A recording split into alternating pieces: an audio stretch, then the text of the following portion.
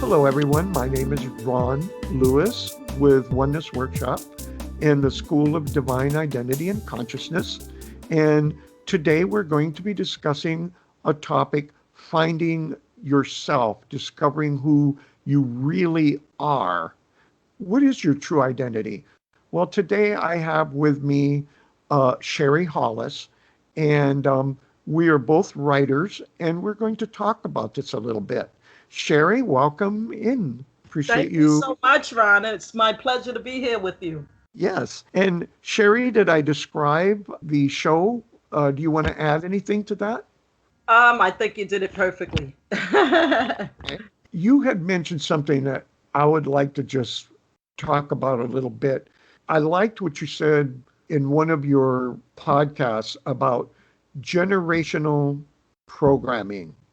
And not that I want to go into that a lot, but I would like to have you describe that so that we can sort of use it to show people how they can discover who they really are and take on their true divine identity. Right. So basically, Ron, when we're children, we grow up under our parents or whoever our caretaker is, and we are programmed under our parents' belief systems. And it doesn't mean that the program is negative or positive. There really is no negative or positive about it, but it's just a system that we come up under. So what happens is our parents have their own belief systems that they pass on to us, and it's usually something that was passed on to them through Yes. tradition or culture, and their parents gave it to them, their parents, and so on and so on and so on. So it's basically inherited programming. So what we come to find out as adults is that some of that programming does not serve us, and it becomes very challenging and difficult for us to be able to weed through it all and sort through it all and find out who we are in the whole scheme of life. Wow. Yeah, it's that's so true. Can I would love to just add something that like we're both writers and sometimes we wake up in the night and we have a flash and we got to write it down. Well, a plant when it grows from a little seed, its roots go out into the soil. And Yes. you ever if you go like to the park or something and you see a tree how the roots go all different directions and roots can go through rock, they can go through anything, but they bust through because they struggle to find the nutrients in the soil. Right. But the cool thing where I want to go with what you're saying, how it probably goes along with it, we'll see here in a second. Uh, the plant is not the soil, Mm, but the plant takes what it needs from the soil to grow up into the light mm, because we do the same thing. We might be planted in whatever culture, whatever religion, whatever government, all over the world. mm, But that's not who we are. So we should not take on the identity of the soil. The mm, plant is not the soil, it just uses what it needs to use from the soil to grow up into the light. And mm, like the master said, we are the light of the world. mm. That's our true identity. So we are all struggling, all of us, just like what you said, Sherie, we're all struggling to discover our true identity because Mm. as we long to belong. And Yes. if we don't know where we belong, we start thinking we belong somewhere outside of ourselves and we start taking in all these identities. Mm, So, mm. what do you think of that? Oh, absolutely. You hit it on the nose. That's exactly what happens, to the point where you can't even decipher your own voice from all the other voices. So Exactly. when you get in touch with your authentic self, that's when you begin the process of hearing your own voice.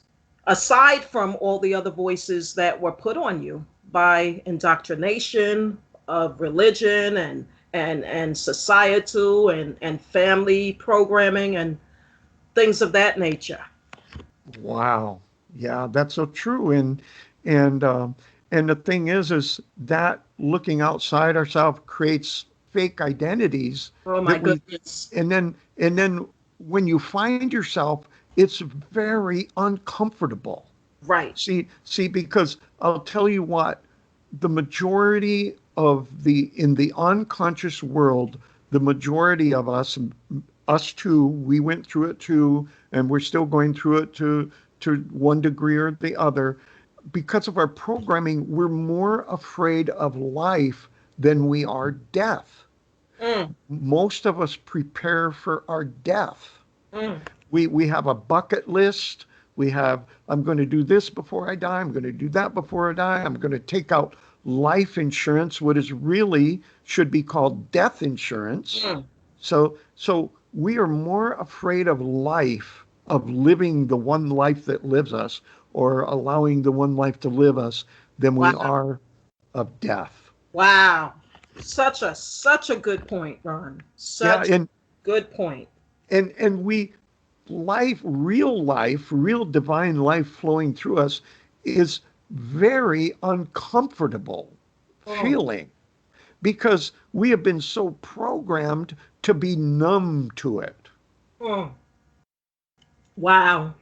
And that's why it's so good to be able to feel your way through things Yes. because but the interesting thing about it is you can't even get to that place until you allow a space to be created.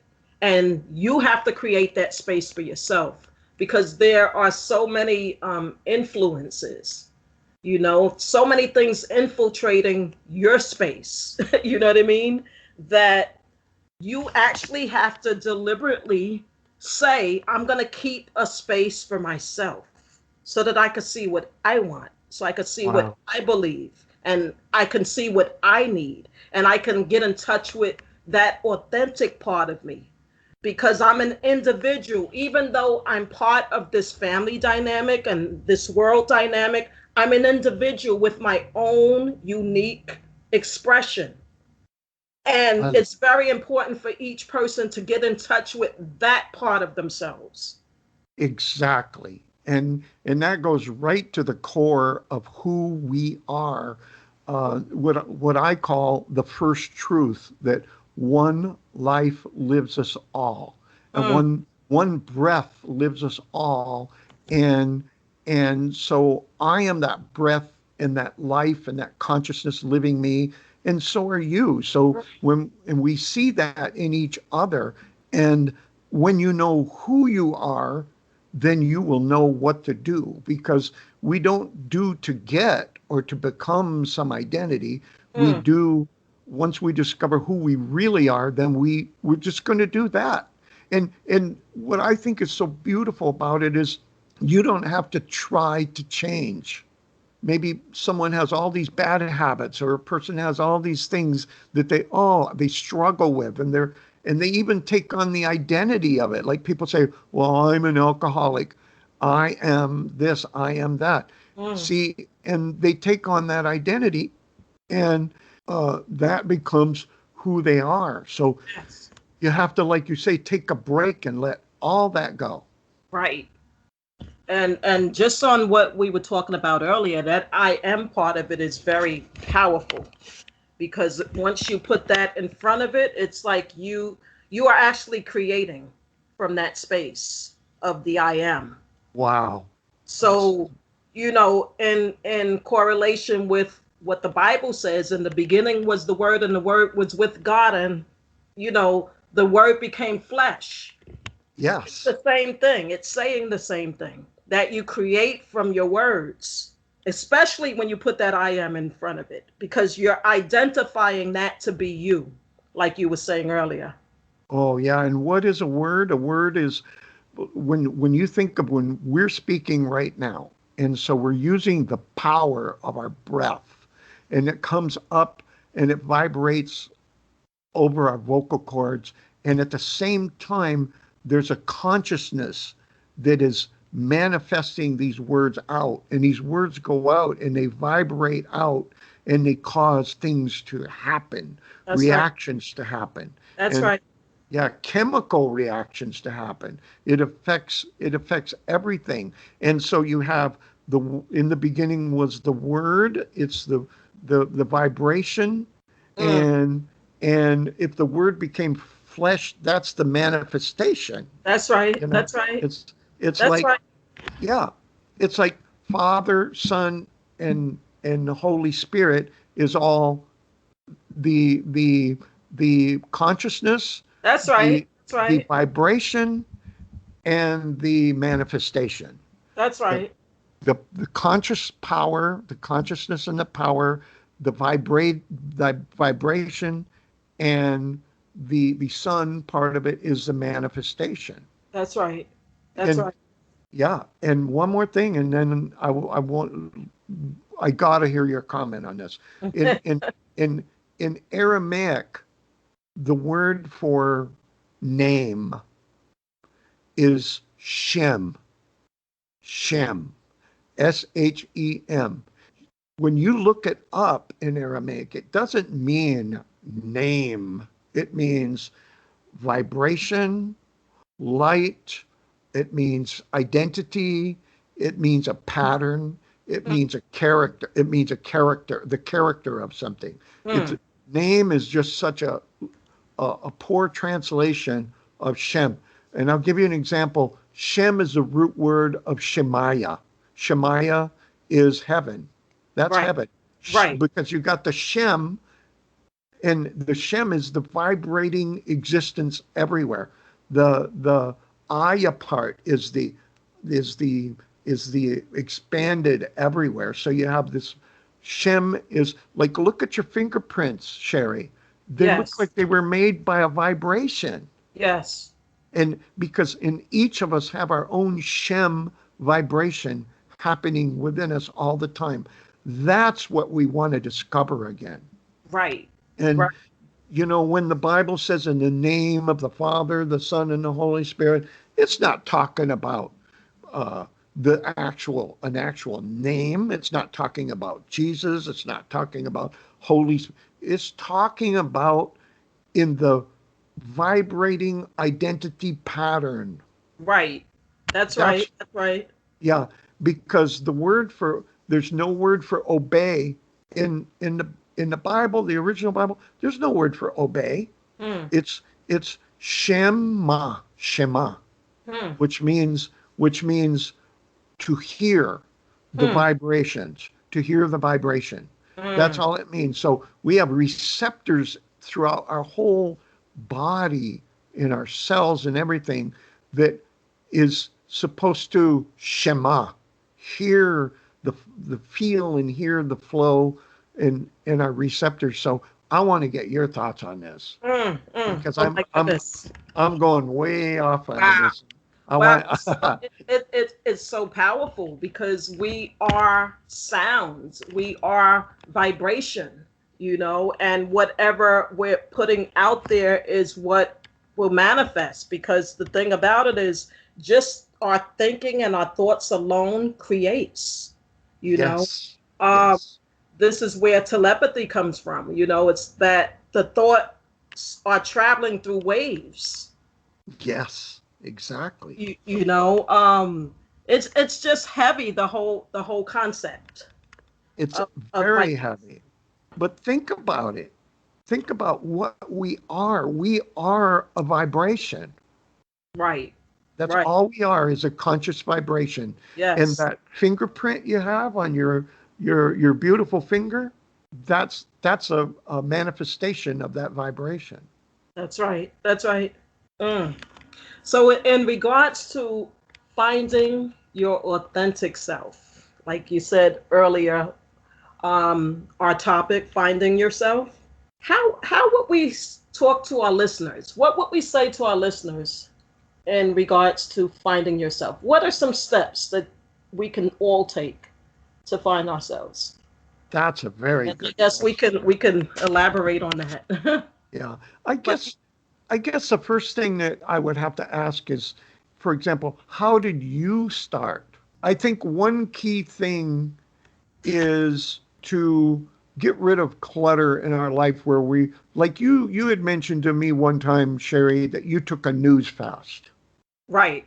Maybe Right. that's just one step somebody could take. Yes.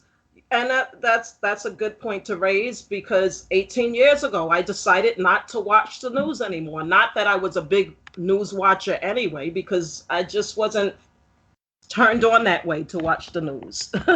And not only that, I did when I did watch it, I didn't like how it made me feel, so I stayed away from it.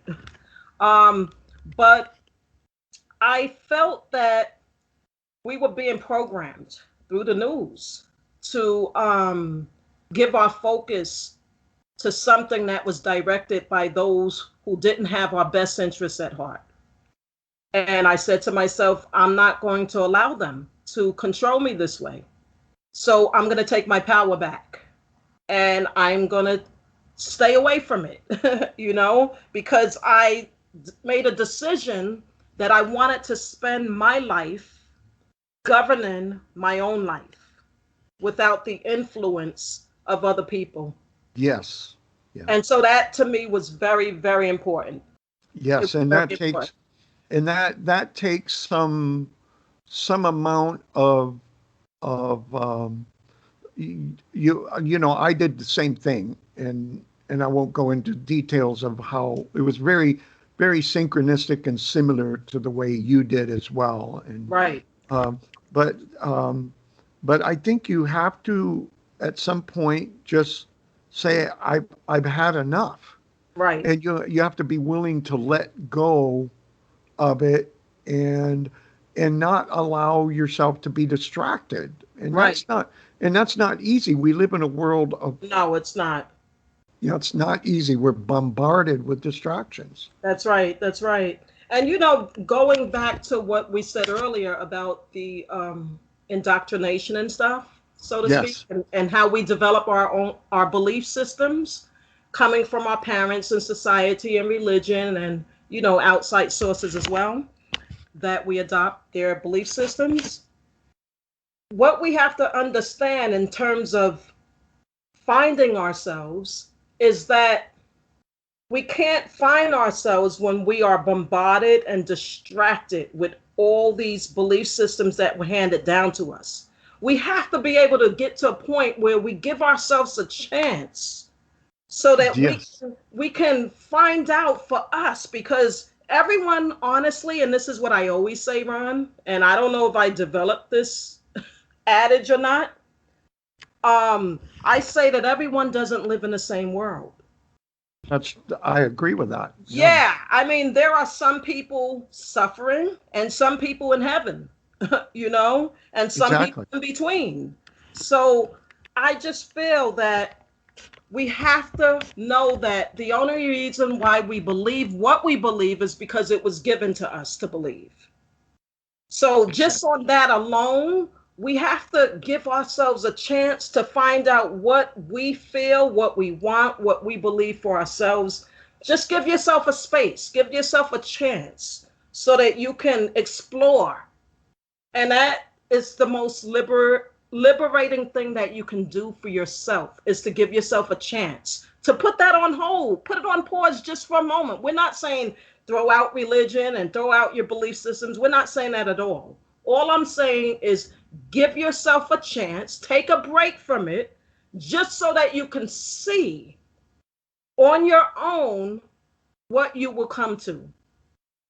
And you're just Exactly. to find that a world will open up to you and you will be expanded in so many different ways. It's like we were talking about in another conversation. The be still and know that I am the one life living you Yes. is is just what I'll tell you. I want to go back to the frequency a second, because being still is like, if a bell rings, and but if you don't want a bell to ring, you put your hand over it, Right. and and it prevents it from ringing. And when you're in that state where you have so much clutter in your life and so much you're holding on to things that you cannot resonate in tune with your true divine nature, That's right. and That's right. that's resonating within you because You're bombarded with too much. it has a grip on you. It's Yes. keeping you from resonating. And when you can't resonate, you cannot you cannot grow, you cannot change. Have you ever heard of Bruce Lipton? Yes. Yes, Yes. Yeah. yeah, he gave a real good analogy. He's a microbiologist. He said that if you're stressed and you're got distractions in your life, your cells go into like a lockdown mode where we're kind of like what's happened with everybody with the virus. Everybody goes into lockdown and nothing, you're not producing anything, nothing's getting done, people aren't going to work. Well, it's the same thing with your cells. When your Yes. cells are stressed out, they go into protect mode and Mm, they lock down and they're that's not right. producing, they're not healing, they're not doing anything. They're just constantly in protect mode, like they're in a fallout shelter. And Right. the alarm's going off and the danger's over, but the alarm's still going off The because fight and flight, right? yeah, and your cells cannot resonate in tune with anything. And so you're not going to change in that state. Let's say that a person has like a substance abuse, but they're fighting to get rid of the substance abuse, and that becomes the actual distraction that keeps them from resonating in tune with the divine flow. Right. So can you add anything to or Um, explain a little better what I'm trying to explain? I think you're doing a wonderful job in explaining. I would just add, you know, Sure. analogy about the fact that when you are by water, and let's say you're looking into the water, right? While the water's moving, right? Yes. You can't see your true reflection because it's moving. But once that water stills and you look back into that water, you can see your true reflection. So it's I the same with what Ron is saying right now. Only in stillness will you know. That's why it says, be still and know that I am God. There's wow. a part of you that can only be discovered in the stillness when things are, when meaning stillness, not that there's no movement, because there's always movement, we know that, but devoid of the distractions and the drama and all these other things that are bombarding you at one time. So like you were mentioning, during COVID, this is a chance for everyone to finally have a little bit of stillness. So you find it has a dual effect, because some of the things that are coming out of people, you're like, oh my God, what's going on? Are they losing their mind? And then you find other people on the other end who are really progressing and doing really well. So it has a dual effect, you know? Wow. And I just looked at it like we're in a time right now where it's the manifestation of all defects. So Wow. I agree. everything in the stillness is bringing things to the surface, because that's what discovering who you are is about. It's about being able to raise your awareness to the point where you see these things inside of you that you can't see when you're too busy. Wow. So in the I stillness, you're able to see these things, and you're able to be given a chance to hear for the first time, probably, oh, you need to change this or you need to do that. You know what I mean? wow. And I love your analogy of your of the water. Oh, that's just brilliant. I love that. That is just So exactly it's not my it's not my invention. I've read things where where they they use put that. that Yeah. analogy. Yes. Well, it's like comes from the right place, Yeah. and it is so true, and it resonates so well with what with the whole frequency and be still It's perfect. That's Yeah. just a perfect analogy. And you know, you mentioned the drama, and I just like people are so like caught up in the drama, and if someone says something about them or whatever it is, you know, and one of the first things that when I do some life coaching, and one of the first things I tell people, just take a day, just Right. this day, and and think about one thing that you can do to learn how to be still. You don't have to take all of it. Like Right. what we're talking about is seems monumental, but let's just take one thing. So like let's say you go to work and somebody is saying something about you, and they're saying it about you, but it's you that is hurting yourself. Right. It's Right. by you're the one that does the hurting to you. So I Yes. have this, I say there's this rule that I live by, and many: do not hurt yourself by what other people say to you, think about you, or do to you, because it's you that's doing the hurting. No, they're not hurting you. You're the one that's doing the hurting to you. So that's one thing that I help them, because what other people say about you, think about you, is none of your That's right. That's business. right. That's right. None of your business whatsoever. Your business is to be free to resonate in tune with your divine nature. That's right. That's And I right. say, just take this day and just think about that. Don't look at yourself in the still water and say, oh, this is the real me. And then go out in choppy waters where it all falls apart and forget about it. Maintain that same image, divine image of you. Mm, mm. Well, what you're saying is very very key here because I look at it this way. I said to myself when when I started to understand that, I said to myself, wait a minute, you know, my mind is my only business. So Yes. when you say mind your own business, that means that if you notice the word, it says mind. People don't see the correlation there. The correlation is talking about your mind. So if you're telling someone to mind their own business, it's really something positive when you think about it, because they should be minding, That's right. you That's know. right. I And uh-huh. so I was like, wait, wow. I mean, it woke something up in me when I started to understand that. I was like, wait a minute, they're absolutely. I mean, that saying alone, if you look at it in the right way, is powerful, because my Right. mind is my only business.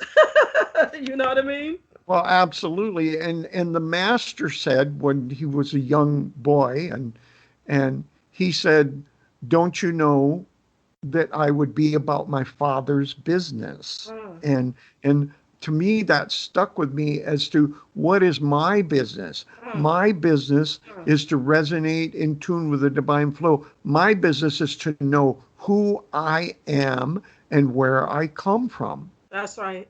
That's right. That's my business. What other people think about me has absolutely nothing whatsoever to do with me That's at right. all. That's Yeah, right. you That's know? right. And so what happens to us many times, Sherie, and you and I have been through this, I know we have. We listen to everybody else's opinion and everybody else's ideas of what we should do. Mm. And that's It something messes that you up. It messes you up. It twists it, you. It twists the mind yes, because you're confused. You know, yes, causes a lot of confusion, and it also um, keeps you from getting in touch with that authentic self. And it doesn't uh, mean that you're always like that 24/7. We know that because there right, are times when you are in tune and resonating with your authentic self. There are right, times. But the thing is that we have to understand that there is this self that we have to get in touch with, and we it is really our responsibility to get in touch with that part of ourselves. And other people can stir you wrong if you are not understanding that you are an individual and you are uniquely special in this whole scheme of things. Exactly, because you have that one shem pattern that is you. Right. It's it's your pattern, the way you vibrate in tune with the divine flow is different the way someone else is going to vibrate in tune. And then it's like we talked earlier about light shines through a prism and light expresses itself in all these beautiful different ways. That's right. And That's that's us. that's right. That's right. Yeah, that's It's a us. beautiful thing when you come to understand that, Ron. But what gets us tripped up is that in this society we have so many things vying for our attention. The media is a big part of Oh, um, of indoctrinating and programming and controlling us, but also distracting us. So it doesn't mean that we shouldn't look at the media and social platforms and things of that nature. But at a certain point, we have to walk away from it and regroup throughout the day and get in touch with that authentic part so that our own individual expression can shine through. exactly. And one way I find to do that is nature. Right. I have to Yes. find, I mean, I know some of us live in the city, but I have to find something about nature that I can resonate with. That's right. Maybe it's a bird singing in a tree. Right. Maybe it's going to like the park and just um, and doing like what you say, watching your reflection in the stillness of the water and or maybe it but maybe it's looking at the stars, or maybe if you're not even can't do that, maybe it's just um watching a nature video. I don't know, but something about nature grounds us and reconnects us, because just as we are one life living us all, so are the animals, the birds, all of it. And why is it that you go to the park and you see ducks swimming in the water? Why is it that they're free? Right. They're not paying taxes. Right. They're not they're not doing any of that, and yet they're taken care of. Right. Why is that? You know? Right. And Right. I mean, I'm not saying we're going to float around like ducks in water all day long, but but but the thing is we have created so much drama for ourselves, Right. you know, and we hold on to it, Right. you know. Right. And So, wow. what would be if I would have asked you what a turning point in your life has been for finding yourself? Because and just listen how I'm saying this in the context of which I'm saying it is. I understand and I know that we never fully find ourselves because everything is about we're constantly evolving. So we learn more about ourselves, hopefully, if we're on that path of self discovery. Um, but what if I were to isolate one thing? What would that be that was like a turning point for you? I would say um, the one point that I came to is surrendering and letting go of some key things. For one thing, the most hardest thing to let go of, and at least it was for me, is our expectations. Hmm. Okay, because our expectations of others treating us a certain way, because that's where victimhood comes about. Hmm. That's where identity gets taken on, because we're unable to let go of our expectations. Um, and I would say that is one thing. Another thing is to understand that happiness doesn't come from outside you. Love does not come somewhere outside you. peace does not come from somewhere outside you. It's all happening inside you. And Right. and you have to be able to let go, because if you can't be at peace with yourself, you're not going to be at peace with somebody else. If you can't find happiness within yourself, you're not going to be happy. You're going to take on the victim card. You're going to take on the sickness card. You're going to take on some card. It could be a culture card, a race card. It could be anything. You take that on and you say, I'm I'm a victim because people are not living up to my expectations. Hmm. And that was something. And then another thing too is consciousness of your true identity. I would say the one thing that I had to do was understand my I am not sick. I am not mad. I am not angry. That is just all a result of unconsciousness. I am a divine being. I am the one life living me. See, because in the English language, um, I am is used for everything. I am sick. I am a human. I am I am angry. I am mad. And I am is it becomes the distinction between I am a human, I am a divine being, and I am mad, it gets erased. So Right. now you're using I am a diabetic, I am an alcoholic, I am this, I am that. You have to get rid of that mentality. You have to, because it creates a victimhood in you. Right. Yes. So Good. I had to get, that's something I had to grow beyond. I had to understand that it's not my happiness that goes up and down, it's my consciousness of my true divine happiness that's lacking. Hmm. Hmm.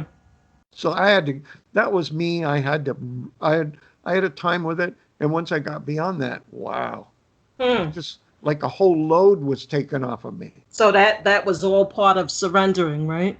Yes, exactly. Yeah. Wow. Wow. Wow. Does So that make sense to you at it, all, Sherry? absolutely it does. Absolutely it does, because I feel that all of us, in different respects, are, as we grow, we have to let go of something. We have to surrender to something. We have to, I know for me, my saving grace was understanding that there's something bigger going on behind the scenes. And I started to realize that we are so special, Wow. that we were each called to a purpose. And Yes. the deep part about that is that life knew and the world knew what it needed, and it called us forth Oh, so wow. that we could come and we could be that change that we want to see in the world. So Oh, when people stop, you know, playing the victim, they start to understand that that change that they wish to see in the world is them in some exactly. respects or another. But they have to raise their vibration so that they can get to the level of understanding that they were actually called. There's a Oh, call I on love it. all of our lives. All of Wow. us have a call on our lives. And we were taught and indoctrinated to believe that the only one who had a call on their life was Jesus and the disciples, Yep. but they're personifications of all of us. All of That's us have a call right. on our lives. All of us are uniquely special and have gifts and talents and abilities that we are called to exemplify so that we can be an example in the world and others may get life by watching Oh, our example. I love it. Oh, man, you nailed it, sis. You nailed it. And you know what? I always say if you cannot change the environment within, the outer environment will never change. That's right. That's Yep. right. And I Yep. think that's what was helpful for me, Ron, is understanding that, of course, we are at different stages of development. And I Sure. believe all of us at one point or another was a victim or played the victim. or Mm-hmm. identified with being a victim. Yes. But we can't stay there. We have to understand that we are all in a process. We are all in a process of growth. And it's funny, the world wants to keep people there. They want them to, like, because if you can keep people in a state of victimhood or a state of unconsciousness, they can be manipulated and controlled Absolutely. with Absolutely. fear. And Absolutely. that's what we see happening all around us right now. That's it. And the thing is we have to break free from that, and we have to like be free to resonate once again. And it's like people say, "Well, I don't know if I can change." You Mm, will change. You mm, will change. If once you let go and you surrender, your natural state will just start coming back mm. to you. And you're hitting it on the nose right there, your natural state. It Yeah. sheds light on the fact that by nature, we are divine, all of Yeah. us. That Oh. is the truth of who we really are. So, Oh, I love it. whatever Yeah. we do, the disempowering things that we do to others or to ourselves is not a reflection of our true nature. That's the ego. That's the other part of us, the Ye- shadow side of us. But Wow. that's not the truth of who we really are. So when you understand that, you start to use that as your model or the paradigm to which you live your life. And you Oh, start to understand that it's about constant and never ending improvement. wow. And that should Oh, be the goal of every individual. oh, I love it. You are the light of the world. That's exactly right. I agree with you. Can we continue this conversation Yeah, I at would just another like to time? close out with three things that I feel will help our listeners so that they could walk away with something to work on. In Yeah, regards to finding yourself, process of doing that, I would say, I know for me, I came to understand that it's about uncovering, recovering, and discovering who you are. So there's a lot of things that entails, and one aspect of it is to unlearn and relearn some things. I What, like that. I what do like you it. think about that? Yeah, I think that's it. And another thing too that I would say is I know this is for some people who are going through a lot of stuff right now. This probably sounds, it may sound even just ridiculous what we're Right. talking about. But just take one, what I tell people that come to me and say, help me to be more conscious. Just take one thing at a time, Right. and just try to go out and try it. I'll give you an Yes. example. Okay, tomorrow when you go out for your cup of coffee at Starbucks or wherever, um, the person ahead of you in line, buy their coffee. Mm, Buy their coffee for them. You know, uh, maybe they can't see your smile underneath a mask. Then let them know you're smiling underneath the mask. right. Buy their coffee. And then after that happens, focus during the day what that felt like. Mm, Okay. What did that feel like? You want to know what it feels like to just out of the blue buy somebody a cup of coffee. mm, What was that feeling? Get in touch with that inside of you. Feel it and absorb it. mm, Now you know what you're doing. You're starting to discover your divine nature. mm, mm. Just Wow. one Wow. little simple thing. One Very little simple good, thing. Ron. Very good. I love it. Love Yeah. it. Yeah. So, what books can we offer our listeners? Because I always like to give books and reference materials so that they can begin the process to do their own research and tie in what we talked about today. If you like, I'll start. Okay. Please, Sherry, please, what would you Yes. recommend? Okay. One book that, oh my goodness, I'm so grateful for this book. Um, because there were a lot of things that I started to conclude on my own. And when I read this book, it was confirmation of the conclusions that I had come to, on my path. And one of those books was called The Celestine Prophecy. And James Redfield wrote this book, and he has a series of books that go with the first book, which is the Celestine Prophecy. The next one after that is called The 10th Insight by James Redfield. And he wrote a number of books, and they all go in sequence as a series. And Wow. all of them, I would say, will shed some light on what we discussed today. All of them. And you guys will not be able to put these books down. Absolutely phenomenal in talking about the evolutionary process that we all go through in the stages of development and raising our consciousness. So Wow. definitely those books from James Redfield, and another one from Don Miguel Ruiz called The Four Agreements. Oh, How, that's a good book. Oh, I've how, read that. Very good.